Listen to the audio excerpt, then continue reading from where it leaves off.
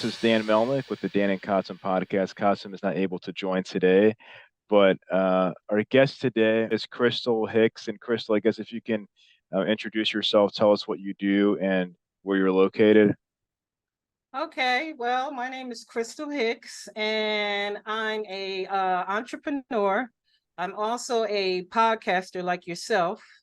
And basically, I live in the state of Pennsylvania, and that's pretty much the basics of me introducing myself. So yeah, I'm an entrepreneur. I sell clothing. I have a clothing brand.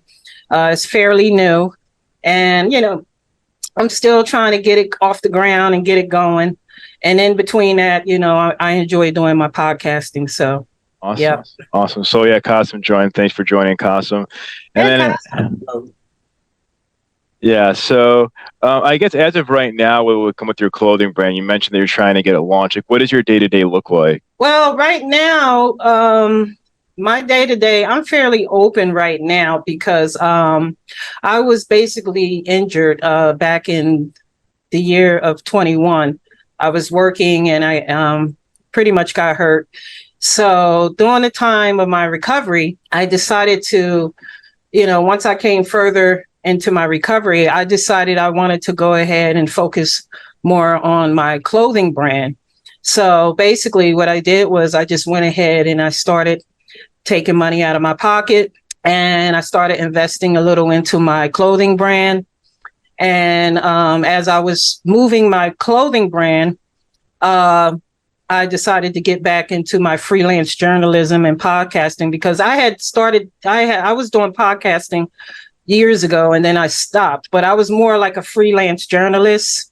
I was out in the field interviewing different people at different events and things like that. So I decided to get back into that again because it's my passion. I enjoy talking to people. I enjoy learning from other people, and hopefully people are learning from me as well. So Yeah. So I guess if you could tell me, Crystal, a little bit more about your clothing brand. What makes it unique? Like, what exactly are you selling? If you could share that with our audience. yeah, I sell clothing, and I started my brand because I wanted to honor my mother. My mother had passed away, and I decided I wanted to name the company after her. So the company is called Feechie Marie Clothing. Feechie is a name that comes from Africa, and Marie is my mother's name. So I put the two together, and I decided to go ahead and register the business. And then I decided to go ahead and invest whatever little money I had in my pocket and start partner up with manufacturers, overseas. And I started selling sweatsuits, beanies. I'm getting ready to release some T-shirts and things like that. So I've just been putting out stuff a little bit at a time, My clothing brand is also my passion.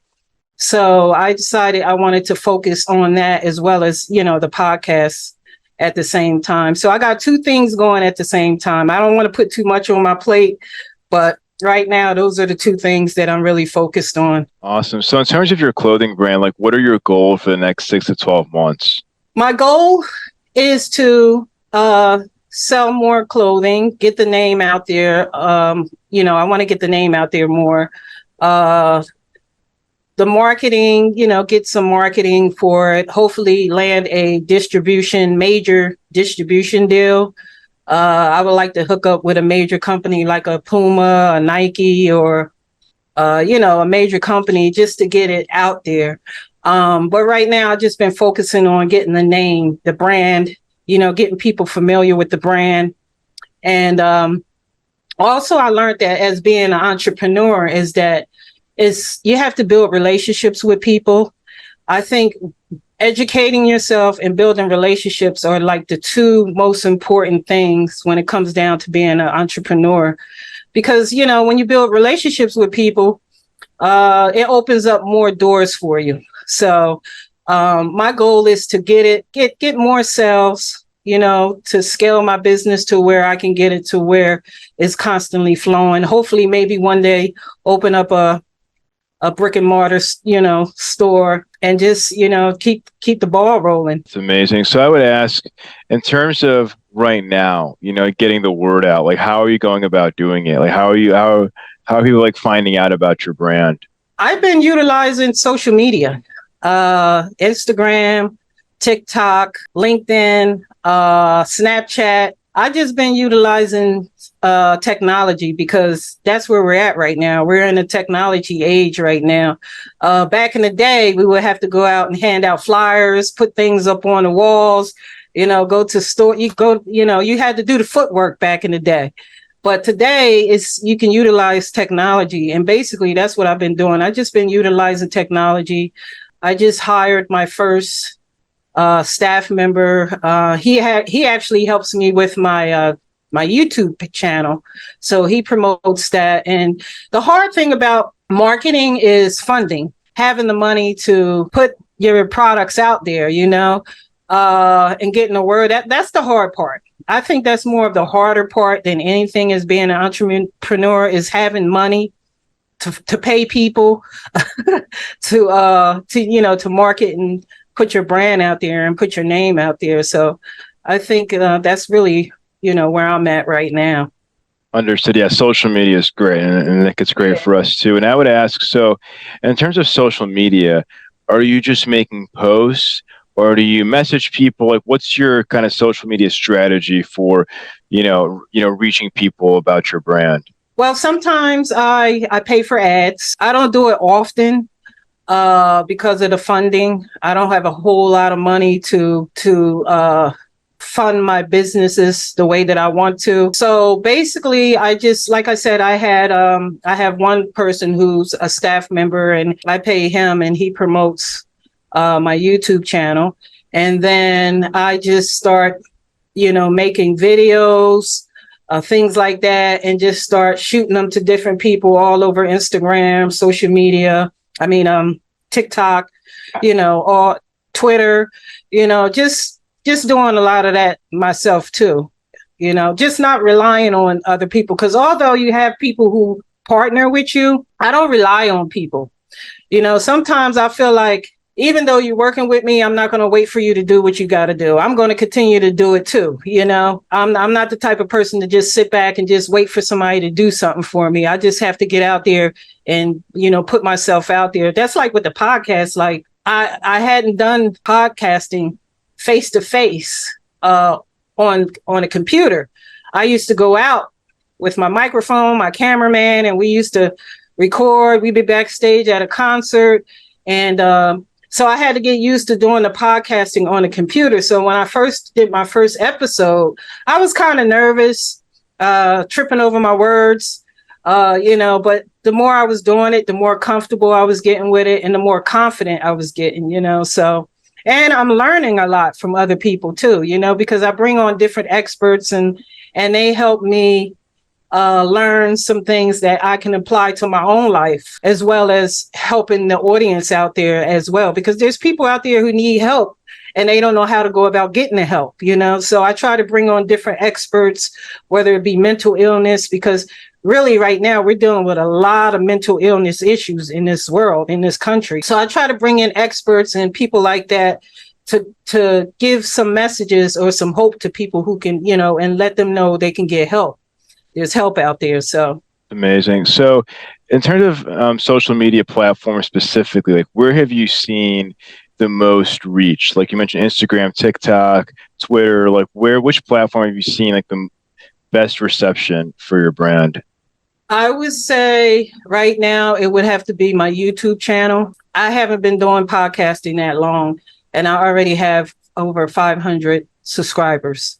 And my goal is to get to 1 million subscribers. That's my goal. I don't think small.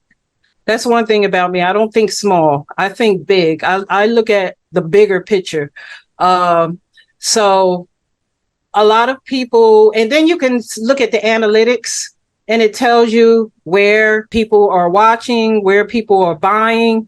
And then that helps you kind of perfect your craft, like if I say I have like 800 or 1,000 views of people and let's say Pakistan or China or whatever, that would help me say to myself, okay, this is what people really like this episode. So I need to do more of this, so it kind of helps me perfect my craft at the same time. So That's awesome. Awesome. You okay down there?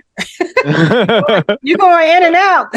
I was grabbing my charger. Where are you from? I'm from Pakistan. You're from Pakistan. Okay. Yeah. You guys, I have to admit, the manufacturers over in Pakistan, they do a hell of a good job when it comes down to manufacturing because they focus on the quality. And that's what I'm about. I'm about quality, not quantity, quality. Because if you're putting out quality stuff, people are going to keep coming because they want good quality. I always put myself in the shoes of a customer. If I'm a customer and I go buy something, I want it to be good quality. So that's the same way I feel when it comes down to, my customers. I want to make sure they got good quality. Like my sweatsuits I put out this past winter, I sold a lot of them. I wasn't expecting to sell a lot.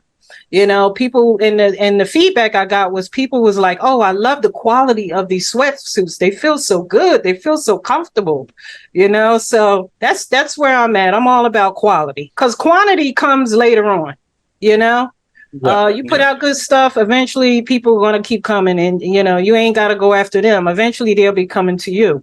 Yeah. Thanks. Respect. Yep. Awesome. So I got a question for you. So sure. you guys, is this your first podcast? It's our third episode. I guess our third episode. Your third episode? Yeah. Okay. What advice do you have for us? Yeah. Well, you know what? The hardest part I found about starting a podcast was getting people to come on. That was the hard part for me. I was like, okay, how can I I got a podcast. Now I got to find out how I can get some people on here. So I started going back in my little old Rolodex and I started, pulling up past clients that I had in the past when I was freelance journalism. I go to Instagram, I go to LinkedIn, and I just, I'm not scared to open up my mouth. I ask people, look, come on. What are you doing? What is your profession? You want to talk about it? Let's come on to the show. So, that's how I was getting my, my guests. And that's how I still get my guests, This is great.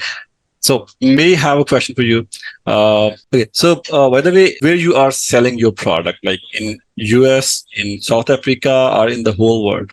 I'm selling my products are being sold all over the world. If you go on my website and you order something, it's going to be shipped to you right away. I turn my apartment into a warehouse. Actually, it's a warehouse right now. Eventually I'm going to be in a bigger space to where I can, organize things the way that I want to. But right now I'm using my apartment as my warehouse.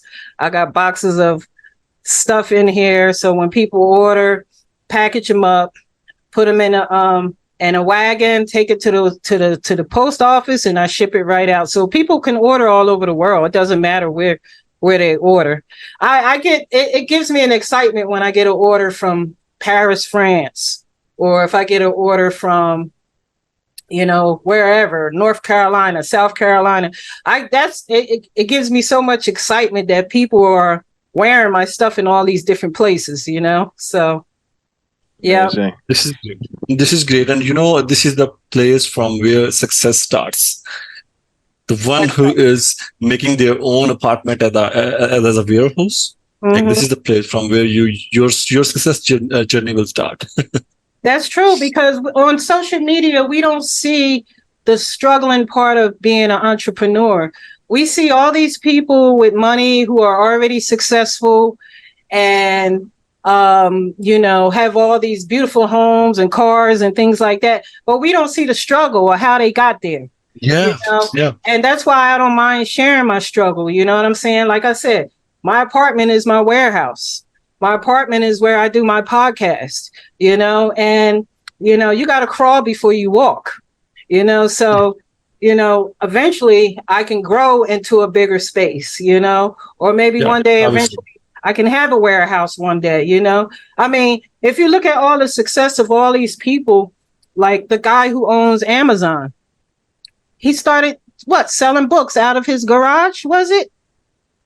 What's his Indeed. name again? I can't Yeah, think of his Jeff name. Bezos. Jeff Jeff Bezos. Bezos. Yeah. Yes. Where did he start selling his? Exactly. No, yep, that's true. Yep. Yeah, and We all start somewhere. Yeah, exactly. It's like, and that's awesome because I mean, I definitely agree. I think it's people don't talk about the journey. People are like, oh, assuming, oh, it's overnight success. It's just not like a reality. It's not like it takes a lot of time, hmm and really the biggest thing that I've noticed, the biggest trend I think with most successful entrepreneurs is consistency, that's right. is setting those like every day, for example, like we have, I think Alex Ramosi talks about this. Like we do like top two non-negotiables when we meet. Like you the top two things that no matter what, we're going to get done every single day, and we meet every day and we tell our each other what we're going to do, and that hold Mhm. us accountable to make sure that those things get done. Right. Exactly. Exactly. Yeah. Yeah. Because people get frustrated when they go on social media and they see all the success. And then you're like, oh man, what did they do to get there? But you don't see that. And I think it's a journey. I enjoy the journey. I really do enjoy the journey. And I try not to overwhelm myself and overwork myself. I try to enjoy life as I'm going through this journey. I don't want to they say that you should never sleep. I don't agree with that. I think you should sleep. I think you should get some rest because you got to rejuvenate. Your mind has to rejuvenate. You need rest. So I take my time out and I might go and take a little weekend getaway, and then I come back fresh, and I'm ready to go again. So, it's a journey and I really enjoy the journey of I think it's so much gratitude in going through the journey. No, exactly. Because you appreciate. I think late. Well, I ain't gonna say I think you would appreciate your success once you get to that point. But right now I'm enjoying the journey. I enjoy talking to people like you guys right now. I enjoy talking to people and I enjoy putting my brand out there and sharing it with other people. So, yeah. Awesome. So do you mostly sell on Amazon or do you have your own website where you sell most of your products? Like where are you I have a selling it? website. It's called feechieMarie.com. It's one word actually. Feechie, Feechiemarie. Again, FeechieMarie.com. And that's the name of my website. So if you click that, it'll take you right to my website. Right now, I just have more like winter stuff on there, but I'm in the process of releasing some t-shirts, and I have some surprises coming. So I'm just being patient. Yeah. So did you build it yourself or is it on WordPress or like how did you go about that process of like building like your own website? Well, actually, first, once I got the name of the company, my company was established in 2019.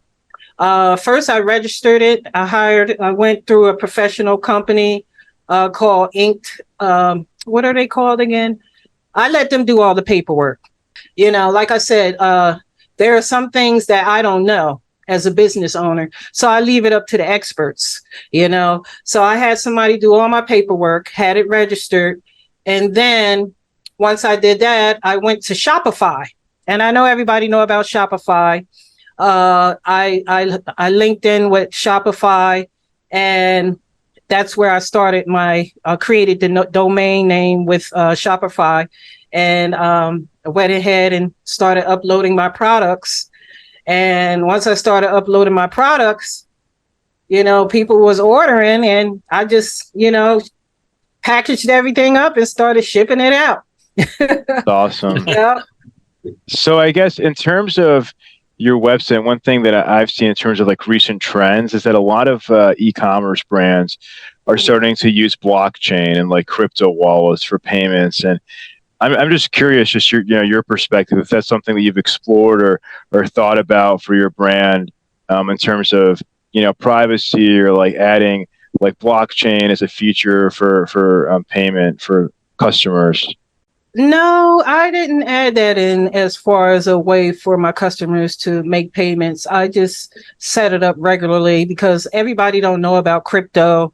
A lot of people don't know about all of that stuff. So I have it set up to where people can pay. They can either cash at me, or they can pay through the website with a Visa or debit card, or do it that way, because I don't even know much about crypto myself. So I hear a lot about it, but I set it up to where it's easy for people to make payments, even if they want to pay through PayPal. I take payments all kinds of ways. So I just want to make it easy for the customer. Sorry. Okay, so if you if you are getting payment in all the ways, then obviously you are missing one way, that is crypto wallet. And this is a thing. Okay, you might don't know about the crypto, but people do know. Right. Like there's a large number of people who are already using cryptos. And there's me and Daniel did some survey, and we found like there are many people who do have money in their crypto wallets, Okay. because they are reluctant to convert it into the liquid money. So uh, and they used to buy things via their crypto wallet. Okay. They used to buy these things. So this is something that gave us a click. Like, seriously, like people are even willing to buy T-shirts using their crypto wallet. Okay. Now, So crypto, that is okay. I don't know a lot about crypto. Now, crypto, is that money? money. Yeah, I'm talking about the Bitcoin, like Ethereum, and there are a lot of other coins as well, Luna, and there are a lot of other coins as well. So these are the coins that are convertible into USDs as well. Like, there's no issue, like just one click and they will be converted into USDs. So but yeah, this is a currency. This is a currency, online currency. Like, your money is placed over blockchain, in the Okay. word of blockchain. This is not in the bank of anyone else. This is in blockchain. Oh, okay. All right. So somebody can buy something from me using crypto, and crypto will convert into cash. Is that how it works? Yes. Because I This is know a how lot of people don't nobody carry cash no more. Nobody has cash. Everybody using card, or Yep. I don't keep cash laying around. I don't carry cash, especially in this day and time. It's crazy out here, but you gotta teach me a little bit more about that crypto stuff. I don't know a whole lot about it, but I'm an open-minded person, and I don't mind learning. I don't mind learning, So, but that's interesting. That's interesting. Yep. Yeah, I mean, one thing I've noticed is like in like a lot of developing countries, like in Pakistan, right? Obviously, like I'm in the U.S. also, but Cosmos in Pakistan, it's like their currency is so unstable. It's like there's so much inflation that people are like, okay, I'm gonna use crypto, put like my money in crypto in these developing countries, and people make money because like if you have 100,000 Pakistani, rupees, it can go way down tomorrow, and people like so people are just like, okay, crypto is much more stable because like in America, yeah, even like the U.S. dollar, we have like inflation, but it's not as volatile as like in a developing country. So it is interesting because like, that's kind of like the trend. I think it was like in El Salvador that their president was opting people to use crypto actually as their main form of payment because he saw like the volatility in like a lot of South American countries. So yeah, it's just interesting. So Yeah. So crypto is more valuable than is it more valuable than currency? Like US currency? Sometimes it is. Sometimes it is like in 2019 or 20, I believe. Uh, people purchased Bitcoin in few $100s, and some at some time they purchased Bitcoins of let's say one Bitcoin of $14,000. Like, Right. from 100, this game changed from hundreds. Like in 2017, Bitcoins were in hundreds. Like, you can buy 3 Bitcoins in $300. So Wow. in 2019, it was on early 2019. It was on $14,000, and Mhm. I believe, if I'm not wrong, the Bitcoin boomed in 2020 to $60,000. Wow. One Bitcoin of $60,000. I think that was 2021, but yeah. Oh, okay. It was So 2020, I believe, not Okay, 2021, but whatever. Yeah, whatever. Yeah, close yeah. enough. Yeah. is it more now though? It's 2023. Well, But again, Bitcoin, no, like no. how do you invest in Bitcoin? Crypto. Does it go by shares? Like say for instance. In fact, you can buy these kinds. There are a lot of wallets in the market. Like the most famous wallet, I will say, this is Binance. Okay. And on Binance, you just create an account and you can buy a Bitcoin by paying from your credit card, by paying from your any of the bank. So once Okay. let's say, first of all, you will have to add top up money into the wallet. You top up Okay. money. Let's say you top up $500. Okay. Now you cannot buy Bitcoin in $500, but because Bitcoin is off, I believe $28,000 right now, or $30,000. So, uh, what you can do is you can buy Bitcoin of $500, like whatever it will be the ratio, point something, whatever. Right. Right. So this is possible, but there are a lot of other currencies as well. But people keep this money in their wallets Okay. as USDZ, Okay. USDT. Sorry, USDT. So USDT is stable currency, which is like equivalent to the dollar. A Mm-hmm. little bit higher with the dollar, a little bit higher with the dollar, like maybe 2%, 3% higher than the dollar. Oh, So okay. yeah, so this is stable. People keep their money in USDT, and they can shop from anywhere. Like they can send it to someone else. They can So invest it.